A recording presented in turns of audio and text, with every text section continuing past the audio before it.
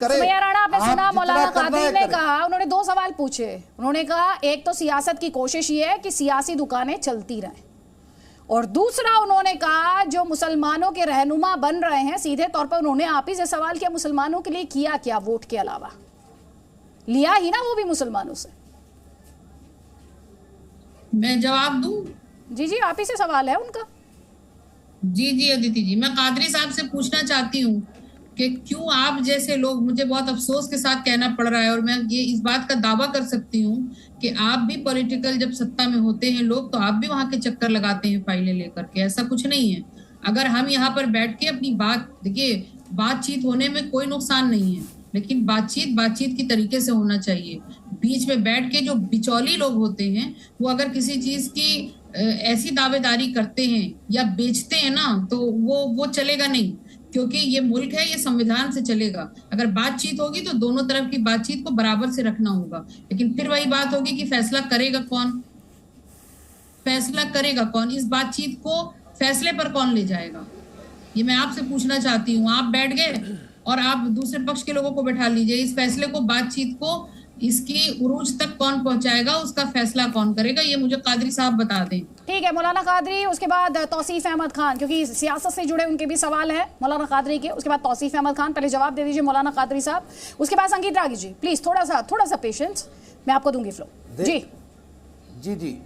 देखिए मोहतरमा, बड़े बड़े मामलात इस मुल्क में गुफ्तगू के साथ हल हुए हैं, और हमें उम्मीद है कि जब दो धर्म के लोग बैठेंगे तो बराबर इसका जो है हल निकलेगा। और रहा सवाल के एग्जाम्पल दे दीजिए, मुझे भी जानकारी, जहाँ तक के सवाल है मैडम, माशाल्लाह आप बुजुर्ग हैं, उम्र में काफी बड़े हैं, थोड़ा सा मेरे ज्ञान में बढ़ोतरी कर दीजिए। मुझे ये बताइए कादिर साहब, जैसे कि कौन सा मसला? देखिए, अरे कितने बड़े बड़े मसले क्या गुफ्तगू से हल नहीं हुए इस मुल्क में? क्या बात कर रहे हैं आप, कैसी बात कर रहे हैं? तो कितने बड़े बड़े मामलात को जो हल किया गया, के मसले की बात कर रही हूँ। आप मुझे क्या देश ऐसे ही पिछले 75 साल से चलते आया? कौन सा मसला बातचीत से हल हो गया? अरे हाँ, बहुत सही सवाल किया आपने। बाबरी मस्जिद के वक्त भी संवाद की बात की गई थी, लेकिन उस वक्त भी सियासत का दखल हुआ, और इलाहाबाद हाई कोर्ट के बाद किया, और वो सम्माननीय है सबके लिए। ना हाँ, अब आप तो यही चाहेंगे ना आप लोग कि 10 साल ज्ञानव्यापी का मसला चलते रहे और आप 10 साल तक वोट बटोरते रहे, यही काम करना चाहते हैं आप लोग। हम ये चाह रहे हैं कि 10 साल ना चले, 10 दिन में संवाद के जरिए ये मामला खत्म हो जाए। अरे हम ये चाह रहे हैं। फैसला कौन सुनाएगा, मुझे ये तो बता दीजिए। दो पक्ष बैठ गए, फैसला किसका माना जाएगा, ये तो बता दीजिए आप मुझे। दो पक्ष बैठ के बातें कर रहे हैं, अपनी रख रहे हैं, फैसला किसका माना जाएगा? एक कमेंट यहाँ पर तौसीफ अहमद खान, उसके बाद मौलाना कादरी, आपको आगे फ्लो दूंगी। तौसीफ अहमद खान, एक इंपॉर्टेंट सवाल है यहाँ पर। आप सुन रहे हैं मौलाना कादरी हो, स्वामी दीपांकर हो, वो कह रहे हैं आपसी बातचीत से सुलझा लेंगे, लेकिन राजनीति ये तो इसके पीछे बीजेपी है, ये तो जानबूझ के हिंदू मुसलमान किया जा रहा है, ये तो राजनीति से प्रेरित है, इसमें मौका तलाश रही है। नहीं देखिए अदिति जी, अगर मौलाना कादरी साहब की ये ज़मीन है, ये उनके घर की है या उनके परिवार वालों का वक्फ किया हुआ ये मस्जिद है, तो वो बेशक बैठ जाए और मामला को सुलझा लें। लेकिन ये ज़मीन तो या ये मस्जिद जो है वो किसी की ज़ाती प्रॉपर्टी नहीं है, ये खुदा का घर है, और ये खुदा का ज़मीन है, ये खुदा का घर है, ये उन पे वेस्ट करता है। अब इस मुद्दे में ऑलरेडी फैसला हो गया। कब फैसला हुआ? 1991 के वक्त में, जब उस जमाने के जितने भी दिग्गज लोग थे, विद्वान लोग थे, पार्लियामेंटेरियन थे, जजेस थे, सारे लोग उस जमाने में सोसाइटी में तो थे। आज हम बैठ करके पुराने लोगों को गाली देंगे तो ये तो हम बताएगा कि भाई इस पुराने लोगों को गाली देने से तो ये शोभा नहीं देता। उस जमाने में लोगों ने फैसला कर लिया कि एक कानून ले आए, 1991 का कानून ले आए, प्लेसेस ऑफ वर्शिप एक्ट का, क्या हम किसी भी एग्जिस्टिंग मंदिर को मस्जिद नहीं बनाएंगे, मस्जिद को मंदिर नहीं बनाएंगे, जिसका जो नेचर है वो वही रहेगा।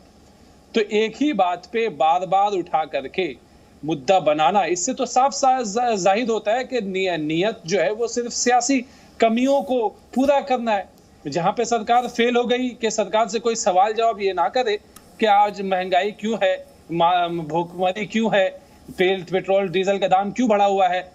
तो सरकार से कोई ये सवाल ना करे, इसलिए सरकार जो है ध्यान भटका देती। तुम लोग हिंदू मुस्लिम करो, तुम लोग मंदिर मस्जिद करो, असली मुद्दे में ही बात ना करो। भारत में मजहब की राजनीति की गई है जो कि नहीं की जानी चाहिए थी, जिसकी गुंजाइश नहीं होनी चाहिए थी। लेकिन एक बात बताए, आस्था तो अलग मुद्दा हुआ ना तौसीफ अहमद खान। आप जो मुद्दे उठा रहे हैं वो अपने आप में मुद्दे हैं और उन पर भी बात होनी चाहिए, उससे किसने इनकार किया। लेकिन अगर कोई अपनी आस्था की बात करे तो ये क्यों कहा जाता है कि डिस्ट्रैक्ट करने की कोशिश की जा रही है, ये तो भागने की कोशिश की जा रही है जो इस देश के सामने अहम मुद्दे हैं उनसे। आस्था की तो फैसला हो चुका है ना। कल के लोग जो हमारे बाप दादा थे उन लोगों ने 1991 में फैसला किया है। आज हम नहीं आए हैं तो अब हम बोलेंगे नहीं हम दोबारा से फैसला करेंगे। इसका तो कोई अंत नहीं है। अंत देने के लिए सुप्रीम कोर्ट ने कहा कि कोई कॉन्क्लूसिव एविडेंस नहीं है कि बाबरी मस्जिद के नीचे में कोई मंदिर था।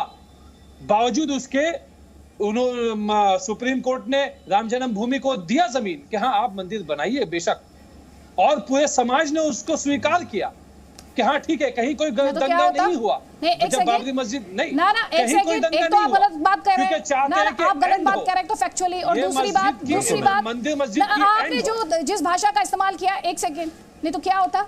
इस देश में अदालत है जो अपना काम बखूबी करती है। एक सेकंड, आपने एक ही लाइन में अदालत पर भी सवाल उठा दिया और दूसरा ये कहा कि सबने एक्सेप्ट कर लिया।